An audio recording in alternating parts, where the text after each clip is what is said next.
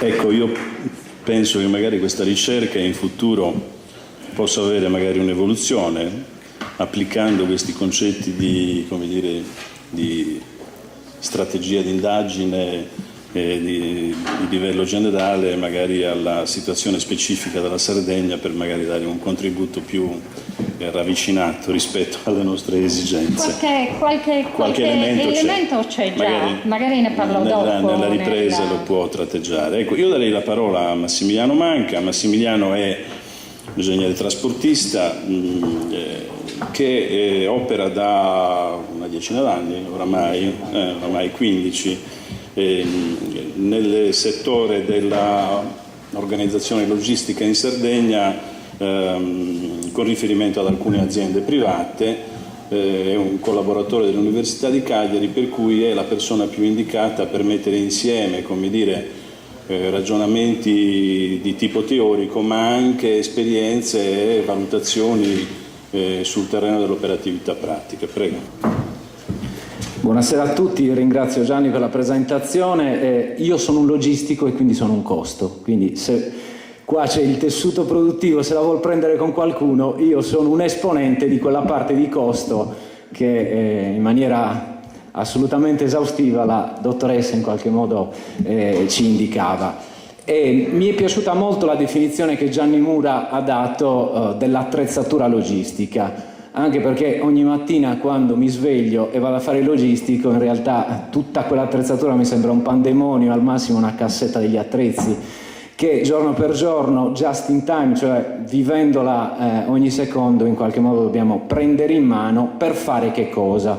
E allora, senza offendere le competenze che ognuno di voi ha in materia logistica, io mi permetterei di puntualizzare cosa oggi significa fare logistica o cosa sia la logistica oggi. Ma guardate, molto banalmente, senza entrare in merito a discorsi di programmazione, vi dico la logistica è l'insieme delle attività che permettono ad un'azienda produttiva di muovere le proprie merci su un territorio, facendo in modo che qualcuno dall'altra parte, quindi il mercato di consumo, se la mangi, la indossi, la utilizzi per completare la propria casa e così via. Quindi è fondamentalmente la gestione e l'organizzazione di un flusso merceologico che deve passare dalla produzione o ancora prima dall'estrazione delle materie prime fino al mercato di consumo. È chiaro che questa catena logistica del valore intanto ha dei costi inevitabilmente e poi è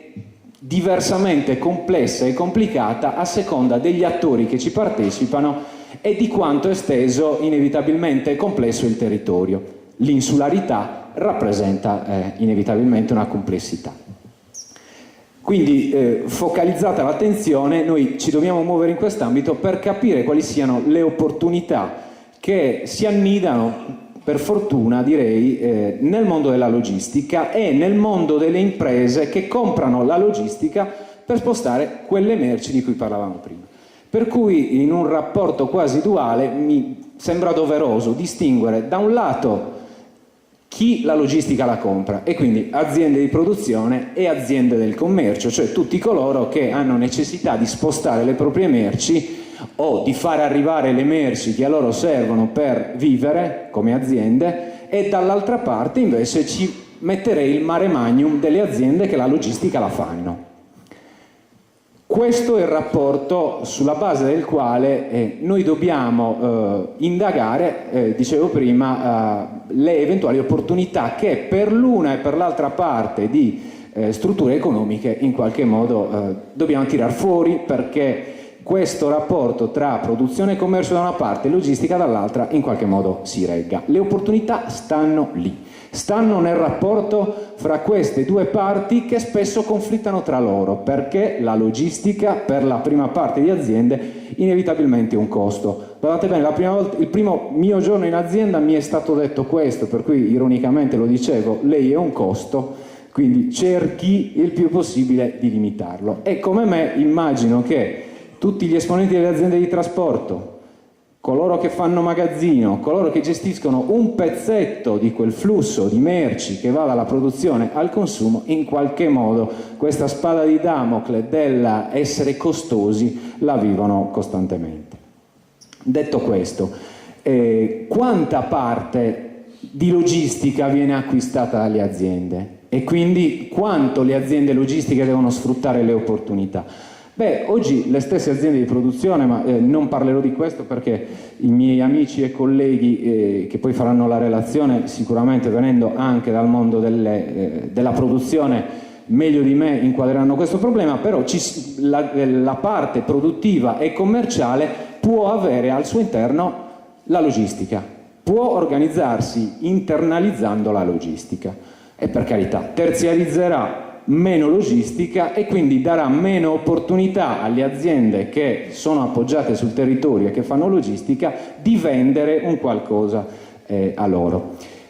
La grande opportunità che oggi le aziende di quel macrocosmo della logistica devono sfruttare è che oggi il mondo della produzione, spero di non esagerare sostenendo questo, il mondo della produzione e il mondo del commercio vogliono terziarizzare quanto più possibile. Cioè questa parola ormai è diventata leggenda metropolitana dell'outsourcing delle aziende produttive, di tutto ciò che non è core business, cioè di tutto ciò che non dà valore all'attività principale, preferiscono terziarizzarlo.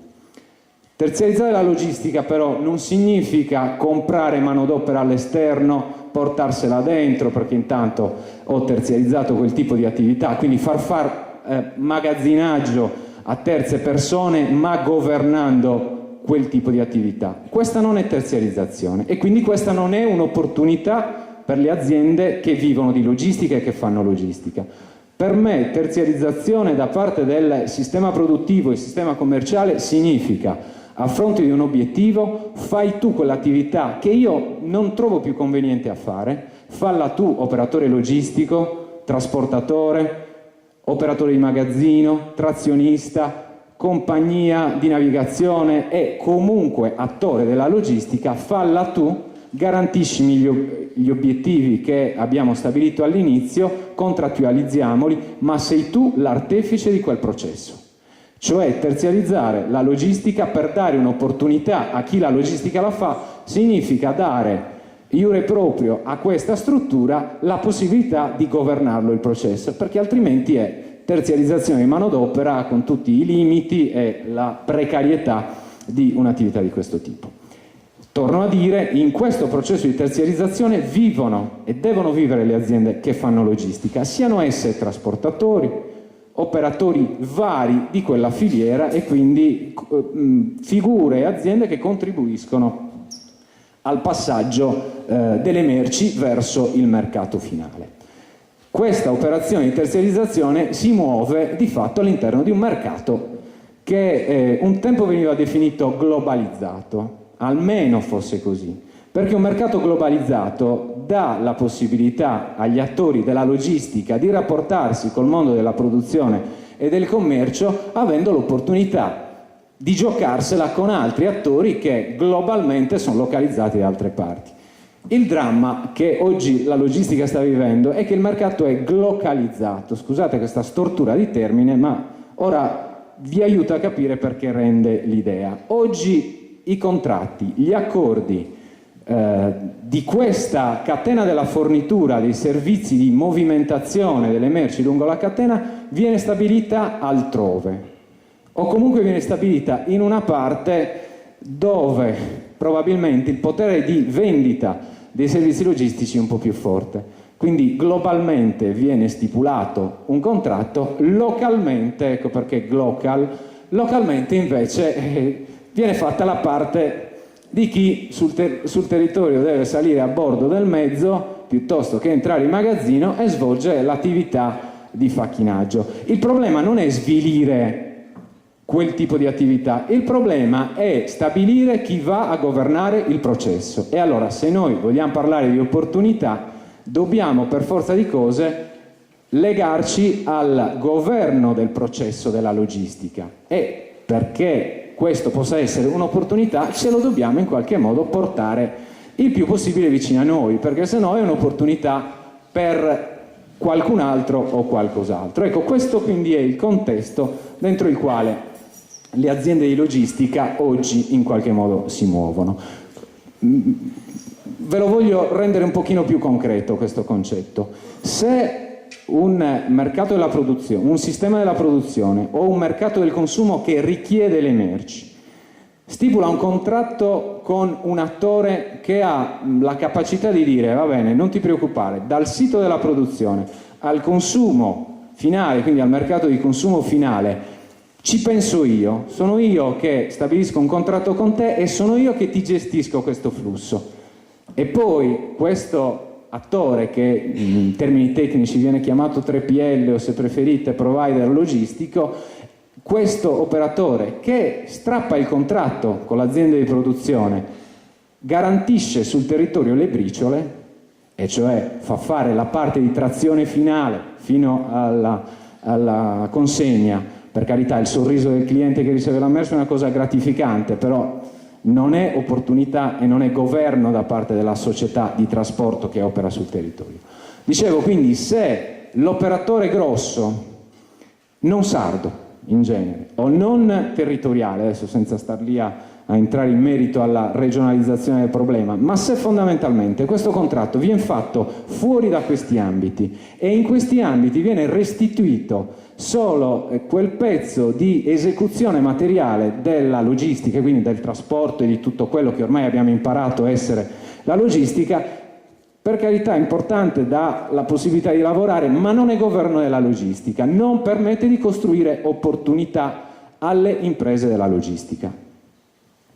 E allora cosa bisogna fare? In qualche modo, ricette come in tutti i casi complessi, ovviamente ce ne sono poche.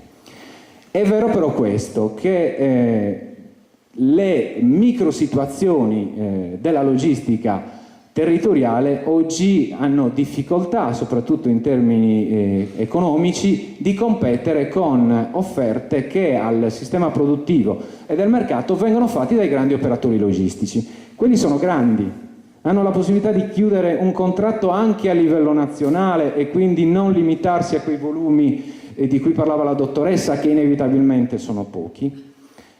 E a questo punto va da sé che se così fosse ci spetterebbero davvero solo le briciole. In realtà esistono delle formule per cui tutta la logistica territoriale possa dire la sua.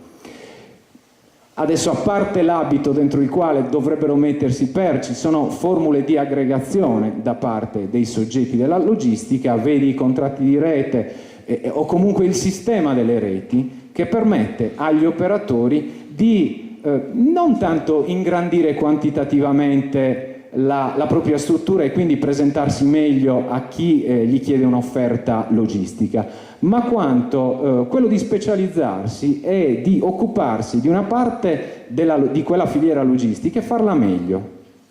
Cosa sta succedendo oggi nella maggior parte delle aziende di logistica o di trasporto, se preferite, in Sardegna? È che c'è la caccia alla commessa, la gara alla commessa, cioè a dire qualcuno un pochino più distante da qua ha chiuso un contratto per portare le merci in Sardegna o per portare dalla Sardegna verso fuori, e inevitabilmente cerca dei fornitori locali per fare l'ultima o la prima tratta, se preferite, del trasporto o comunque del sistema della logistica. Si genera inevitabilmente una concorrenza spietata tra poveri, tra i piccoli che stanno sul territorio e inevitabilmente, giocando su uno svilimento della tariffa, vanno in qualche modo a cedere al gioco di chi invece questo processo della logistica lo va a governare. Se invece, attraverso un sistema di aggregazione di competenze e di professionalità sul territorio, le diverse aziende creassero un sistema che si presenta al mondo della produzione e al mondo del commercio dicendogli: noi siamo in grado di fare questo, questo e questo, mantenendo determinati livelli di servizio che il tuo cliente percepirà o che tu stesso percepirai, con un costo che è questo, non estremamente dissimile, perché badate bene, i miracoli non li fa nessuno, neanche gli operatori logistici che stanno fuori ve la regalano l'affezione o il trasporto, scordatevelo. E anzi, e poi voglio sperare che insomma gli amici ne diano una testimonianza, non è vero che siamo così tanto più cari a portare le merci in Sardegna e fuori rispetto a dei collegamenti che stanno sulla penisola. Non è esattamente vero, per cui l'operatore logistico della Sardegna o comunque territoriale, aggregandosi, ha la capacità delle competenze professionali che gli permettono di giocarsela, di giocare quella partita per acquisire la commessa, perché è tutto lì. È tutto nella chiusura del contratto con chi le merci le deve spostare, mandare o ricevere. E sappiamo tutti bene quanto sia difficile stabilire il gioco delle parti, chi fa cosa. Quando, ormai 15 anni fa, io ho iniziato a fare logistica, vi dico, i ruoli erano molto più definiti. C'era lo spedizioniere che faceva le sue attività, c'era il trasportatore dell'ultimo miglio che prendeva le merci da un transit point o da un punto territoriale e le portava a destino, c'era l'operatore navale, insomma erano dei ruoli definiti e ci si rispettava in questa logica. Oggi purtroppo le condizioni di mercato stanno portando tutti a pensare di essere in grado di far tutto, cioè pur di strappare quei 2 soldi e quelle briciole che in qualche modo vengono lasciate sul territorio, ci si spinge a raccontare di essere in grado di far tutto. Ecco perché i trasportatori che comunque millantano il termine di essere logistici, così come magazzinieri si comprano il mezzo di trasporto e fanno il trasporto, e compagnie navali che hanno costituito un sistema di distribuzione territoriale. E questo non è fare rete, sì, ho praticamente chiuso, non è questo fare rete, è mettere a sistema, conoscersi, stabilire il ruolo di ognuno, rispettarsi e avere fiducia nella creazione del sistema. Perché se non ci si fida dell'operatore nella catena, quindi se non si crea un rapporto corretto fra operatori in questa catena, è evidente che il provider logistico che viene da fuori e che è molto più scaffato dei singoli qua, strappa la commessa, vince e poi dà quelle briciole di cui parlavamo all'inizio sul territorio. Non è questo ovviamente l'obiettivo del fare logistica. Chiudo semplicemente con un aneddoto per darvi l'idea di quanta confusione ci sia e di quanta dignità logistica dovrebbe essere riacquisita. Io ormai almeno 4 volte al giorno faccio il Sassari-Cagliari avanti e indietro. Beh, mi fa sorridere vedere nelle centine dei mezzi, nei teloni dei mezzi, la trasformazione del concetto Pinco Pallo, trasporti e logistica. Ma perché fare solo trasporti è vergognoso? Chiamarsi trasportatore è vergognoso. I trasportatori, i padroncini di un tempo, hanno generato il valore dell'Italia spostando merci avanti e indietro. E allora non è che perché va di moda bisogna definirsi logistici. Ci sono dei logistici che fanno determinate cose e le fanno bene, e ci sono dei trasportatori dignitosissimi che devono continuare a fare trasporto. Ho chiuso.